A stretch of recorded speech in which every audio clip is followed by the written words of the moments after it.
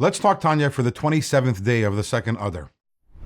Today we start chapter 39 of Tanya, and interestingly, a large part of this chapter is going to be about Gan Eden, about paradise, where the souls go after they leave the bodies over here in this world, and specifically we will be talking about different levels of Gan Eden and where our souls will end up. But before we get there, just let's recap what we're talking about in the previous chapter. The number 4 was a dominant number. We spoke about the fact that there are 4 different levels within creation. There are human beings and there are animals, vegetation and mineral. And corresponding to that, there are 4 different levels of mitzvahs, or 4 different aspects within mitzvahs. We spoke about there's action mitzvahs and mitzvahs associated with speech. And then there's 2 levels in the kavanah, in the intent of the mitzvah. Intent that could be emotionally instinctive or intellectually based.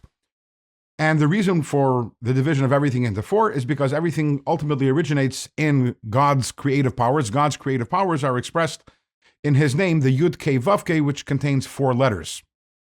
Today we're going to zoom out a little, and we're going to talk about not only how within this world there are 4 levels within this world, but actually the Kabbalists, the mystics, they talk about that all of creation is divided into 4 because there are 4 general worlds. There are 4 spiritual worlds.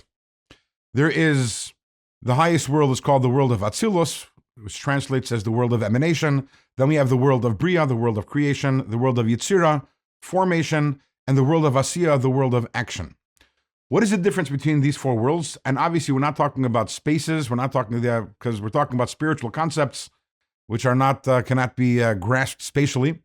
And when we talk about one world being higher than the other, we're not talking spatially. We're talking about 4 levels, spiritual worlds that are on 4 different spiritual levels. So within every single one of these worlds, we have the manifestation of one of the letters of God's name.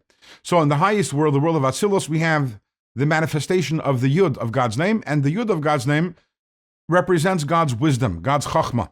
So God's wisdom, God's Chachma, is manifest in the world of Atzilus. In the second world, the world of Bria, there we have the Hey of God's name, which is Bina, God's understanding.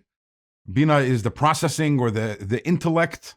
We've spoken previously about the difference between Chachma and Bina, wisdom and understanding. We'll talk about it probably more as we move on in this chapter. So God's intellect is manifest in the world of Bria. And then in the third world, the world of Yitzira, is where the Vav of God's name is manifest, which is the 6 emotions, God's 6 emotions. And then in the world of Asiya, the lowest world, there we have the last Hey of God's name, which is God's creative powers, God's action, so to say.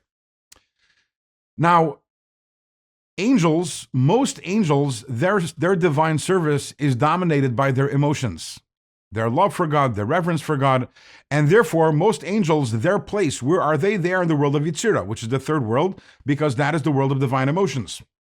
How about our souls? So we're going to find out that there are 2 levels of Gan Eden, 2 levels of paradise, of what we call the afterlife. One is the world of Bria, one is the world of Yitzira. So again, these are the second and third of the 4 worlds. And depending on the type of service that we serve God over here in this world, that is where our souls end up after 120, after the souls leave the body. So a person who served God primarily emotionally, emotions, love and awe of God, but which are instinctive, which are natural, and those are associated with the emotions. So their souls end up in the world of Yitzira together with the angels. People who served God on a higher level, the kavanah, their motivation for doing mitzvahs was also love and awe for God. But love and awe for God, which is based on their intellect because they contemplated God's greatness. So their souls end up in the world of Bria, which is higher, the world which is where God's intellect is manifest. So already here, we're beginning to see, although we're not sure yet exactly why we're talking about where our souls end up after 120, but we're seeing the significance and the importance of kavanah, which we've been talking about for a while.